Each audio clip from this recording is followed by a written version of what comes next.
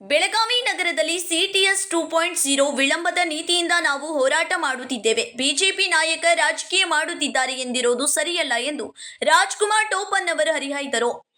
ಗುರುವಾರ ಸುದ್ದಿಗಾರರೊಂದಿಗೆ ಮಾತನಾಡಿದವರು, ಬಿಜೆಪಿ ನಾಯಕ ಸಿಟಿಎಸ್ 2.0 ಯೋಜನೆಯಲ್ಲಿ ಕೆಲವರು ರಾಜಕೀಯ ಮಾಡುತ್ತಿದ್ದಾರೆ ಎಂದು ಆರೋಪಿಸಿದ್ದಾರೆ.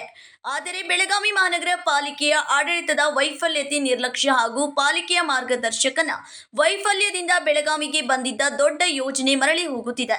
ಆ ವಿಷಯದ ಸಲುವಾಗಿ ಹೋರಾಟ ಮಾಡುತ್ತಿದ್ದೇವೆ ಎಂದರು.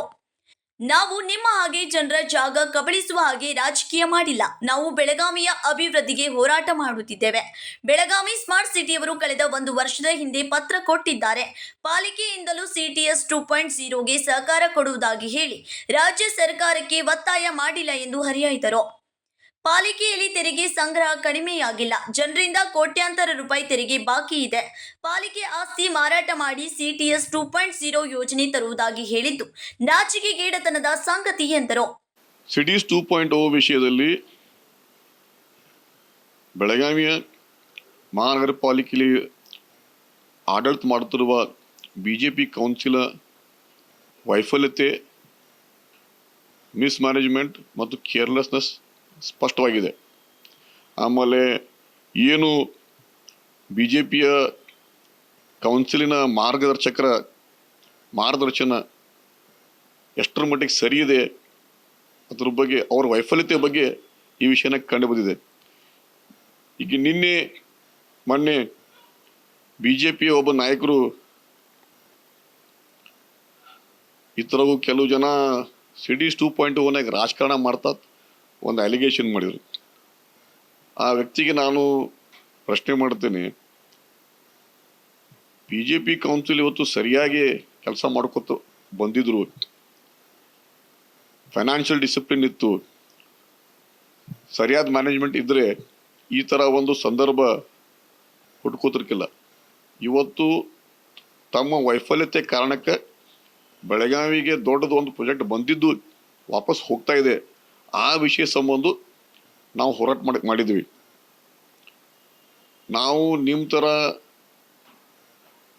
ಧರ್ಮದ ಹೆಸರು ಮೇಲೆ ಚೀಪ್ ರಾಜಕಾರಣ ನಾವು ಮಾಡಂಗಿಲ್ಲ.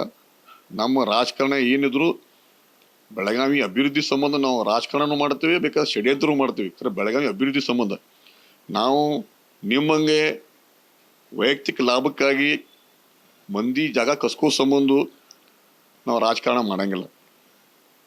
ಇವತ್ತು ಬಿಜೆಪಿ ಕೌನ್ಸಿಲ್ದವರು ಸರಿಯಾಗಿ ಮ್ಯಾನೇಜ್ ಮಾಡಿದ್ರೆ ಈ ವಿಷಯ ಇವತ್ತು ಬೆಳಗಾವಿ ಸ್ಮಾರ್ಟ್ ಸಿಟಿದವರು 1 ವರ್ಷದಿಂದ ಲೆಟರ್ ಕೊಟ್ಟಿದ್ದಾರೆ. ಅದಕ್ಕೆ ನೀವು ನಿಮ್ಮ ಕೌನ್ಸಿಲ್ನಲ್ಲಿ ಪಾಸ್ ಮಾಡಿ ಕನ್ಸೆಂಟ್ ಲೆಟರ್ ಕೊಟ್ಟಿರಿ. 135 crore ಸಂಬಂಧಪಟ್ಟಂಗೆ ನೀವು 20% ಕಾಂಟ್ರಿಬ್ಯೂಟ್ ಮಾಡ್ತಿರೋದು. ಇವತ್ತು ನಿಮಗೆ ಕಾಂಟ್ರಿಬ್ಯೂಷನ್ ಮಾಡಕ್ಕೆ ಆಗ್ತಾ ಇಲ್ಲ, ನಿಮ್ಮ 20% ನಿಮ್ಗೆ ಕಾಂಟ್ರಿಬ್ಯೂಷನ್ ಮಾಡಕ್ಕೆ ಆಗ್ತಾ ಇಲ್ಲ. ಅದಕ್ಕೆ ಸ್ಟೇಟ್ ಗೌರ್ಮೆಂಟದು ಕಾಂಟ್ರಿಬ್ಯೂಷನ್ ಕೇಳಕ್ಕೆ ನಿಮ್ಗೆ ನೈತಿಕತೆ ಏನೂ ಉಳಿದಿಲ್ಲ. ಆಮೇಲೆ ಸ್ಟೇಟ್ ಗೌರ್ಮೆಂಟ್ ಯಾವಾಗೂ ತಮ್ಮ 40% ಕಾಂಟ್ರಿಬ್ಯೂಷನ್ ಮಾಡಂಗಿಲ್ಲ ಅಂತ ಅವ್ರು ಏನಾರ ಎಕ್ಸ್ಪ್ರೆಸ್ ಮಾಡಿದಾಗ, ಆ ವಿಷಯ ನಿಮ್ಗೆ ಗುರ್ತಿದ್ದಾಗ ಇಷ್ಟು ದಿವಸ ನೀವ್ಯಾಕೆ ಗಪ್ ಕೂತಿದ್ರಿ? ನಾನಿವತ್ತು ಮಾರ್ಗದರ್ಶಕರಿಗೆ ನಾ ಪ್ರಶ್ನೆ ಮಾಡ್ತೀನಿ, ನೀವು ಇಷ್ಟು ದಿವಸ ನೀವ್ಯಾಕೆ ಗಪ್ ಕೂತಿದ್ರಿ? ನೀವು ಸ್ಟೇಟ್ ಗೌರ್ಮೆಂಟ್ ವಿರುದ್ಧ ಹೋರಾಟ ಮಾಡಬೇಕಾಗಿತ್ತು. ಇದ್ರ ಬಗ್ಗೆ ಒಂದು ಪ್ರೆಸ್ ಸ್ಟೇಟ್ಮೆಂಟ್ ಕೊಡಬೇಕಾಗಿತ್ತು.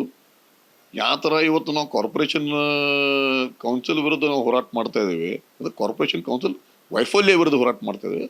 ಆ ಥರ ನಾವು ಸ್ಟೇಟ್ ಗೌರ್ಮೆಂಟ್ ಮೇಲೆ ನಾವು ಪ್ರೆಷರ್ ಮಾಡ್ತಿದ್ವಿ. ಆದರೆ ಏನಾಗೈತಿ, ನಿಮ್ಗೆ ಜವಾಬ್ದಾರಿ ಭಾಳ ಬಂದ್ಬಿಟ್ಟವು. ನಿಮ್ಗೆ ಎಲ್ಲ ಕಡೆ ನೀವು ಇನ್ಚಾರ್ಜ್ ಆಗಿಬಿಟ್ರಿ, ಅದಕ್ಕೆ ಕಾರ್ಪೊರೇಷನ್ ಬಗ್ಗೆ ನಿಮ್ಗೆ ಕಾಳಜಿ ಇಲ್ಲ. ಹೀಗಾಗಿ ನೀವು ಅದ್ರ ಬಗ್ಗೆ ಕೇರ್ಲೆಸ್ನೆಸ್ ಮಾಡಿರಿ. ಈಗ ಬರೀ ಉಳಿದು ಒಂದು ಹಾರ್ಡ್ಲಿ ಒಂದು ತಿಂಗಳು ಉಳಿದಿಲ್ಲ. ಈಗ ನಾವು ಅದ್ರ ಬಗ್ಗೆ ಮಾಡ್ತೇವೆ.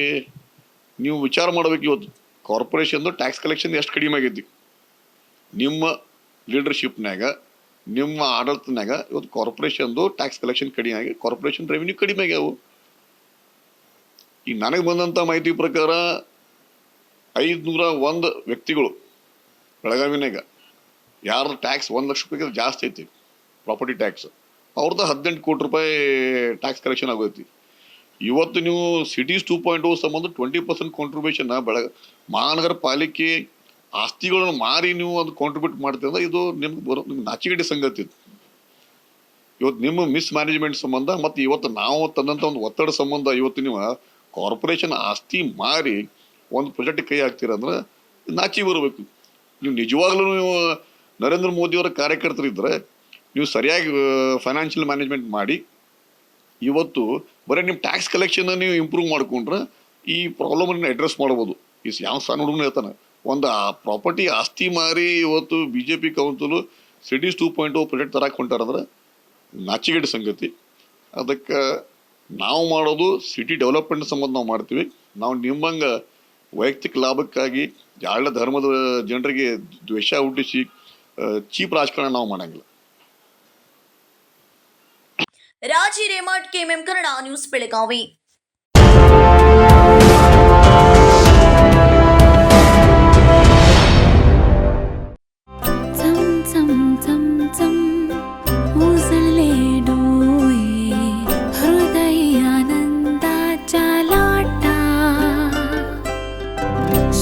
क्षण आले क्षण प्रेमळ है रेशमात गुंफून सोनेरी. BS Channabasappa and Sons, The Textile Mall, Tilakwadi, Belagavi.